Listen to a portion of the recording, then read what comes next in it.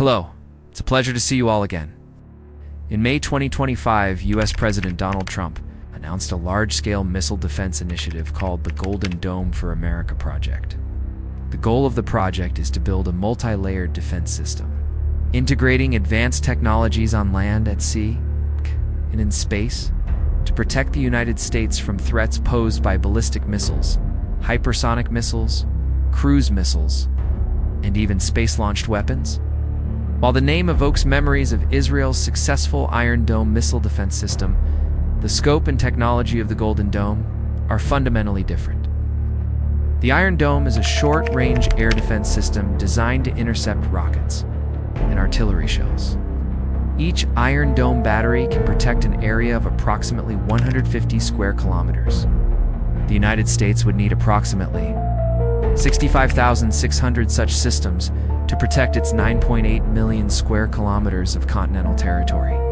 With an estimated cost of $50 million per unit, the total cost would amount to around $3.28 trillion. Importantly, this super system worth about the GDP of France would only be effective against small, short-range missiles, UAVs, and artillery shells.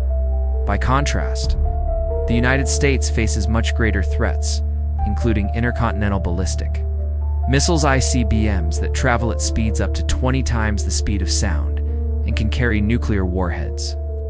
While North Korea and Iran are still focused on traditional ballistic missiles, which are launched into space, follow a ballistic trajectory, and re-enter the atmosphere before exploding upon impact. China and Russia have developed hypersonic glide vehicles and maneuverable re-entry warheads, capable of evading traditional missile defense systems. The name Golden Dome might evoke the image of a literal dome or shield covering the entire United States. However, this is a misconception. In reality, the system would consist of thousands of military satellites in space.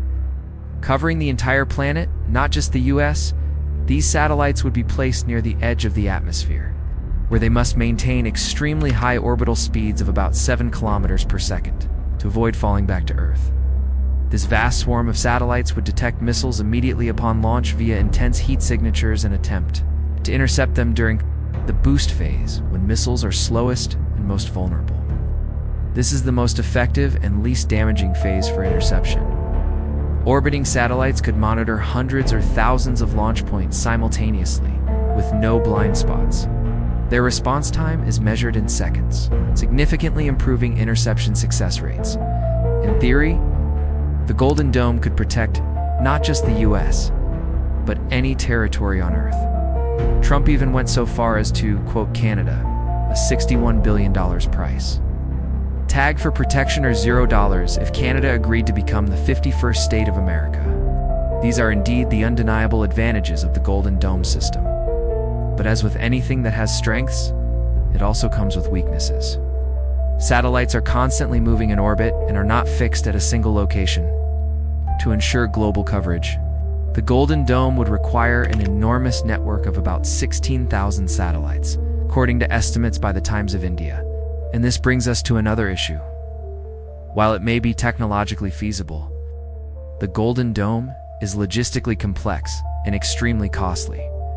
According to estimates by the US Congressional Budget Office, the cost of deploying and operating space-based interceptors could range from $161 to $542 billion over 20 years.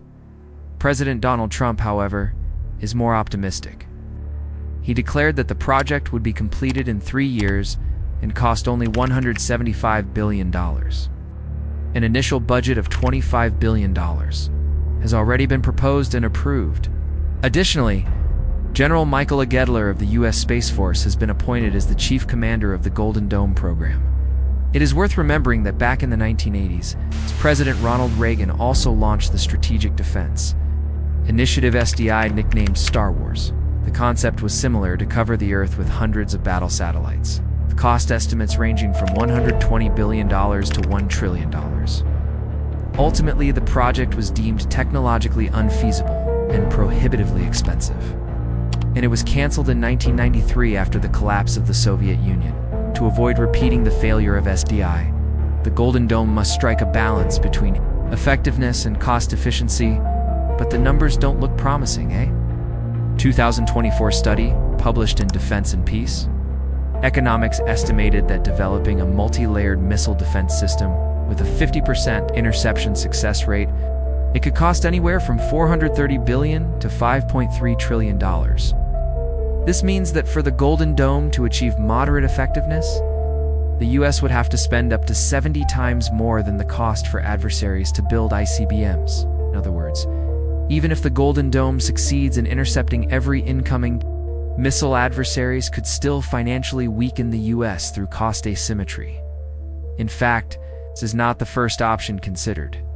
In 2018, the Trump administration also explored the development of neutral particle beam weapons in space to destroy ballistic missiles immediately after launch. These weapons would work by firing accelerated particles at near light speed toward the target, causing damage through intense heat and electronic disruption. Neutral particle beams are unaffected by Earth's magnetic field and can penetrate heat shield coatings. However, the idea was eventually shelved because it became clear that an enormous power source, equivalent to that of a full-scale power plant in space, would be required to destroy missiles in this manner. Returning to the Golden Dome, the 1967 Outer Space Treaty prohibits the placement of nuclear weapons or any other weapons of mass destruction in space. However, the treaty does not explicitly ban conventional missile defense systems or interceptor devices in space. As such, the Golden Dome initiative could ignite a new arms race aimed at the militarization of space. Until now, when dealing with peer competitors like Russia and China, the United States has relied on the doctrine of mutually assured destruction MAD, rather than attempting to build an impenetrable defense shield. This Cold War-era doctrine posits that if both sides possess enough nuclear weapons to completely destroy one another, then neither would risk a first strike, knowing it would result in their own total annihilation through retaliation. But the Golden Dome introduces a new possibility. If the United States can demonstrate that intercepting hundreds or even thousands of nuclear warheads simultaneously is technologically and economically feasible, then Russia and China may feel that their nuclear deterrents have been weakened too, reassert their deterrent capability. These nations may develop more powerful new missile generations designed to pierce the Golden Dome. Or they may pursue similar space-based missile defense systems to protect their own territories, beyond its defensive role. The weaponized satellite network of the Golden Dome could easily be reprogrammed to function as a space-based missile platform, allowing the US to launch strikes anywhere on Earth, at any time. In the end, the Golden Dome system, born under the banner of defense to protect America, could become a weapon encircling the Earth, trapping the world in a perpetual state of fear over nuclear war, retaliation, and extinction. And those are my thoughts on the Golden Dome project. But what about you? What do you think of America's Golden Dome initiative? Feel free to leave your comments down below. As always, don't forget to like, share, and support the channel by subscribing and hitting the notification bell so you don't miss future updates. For now, goodbye and see you next time.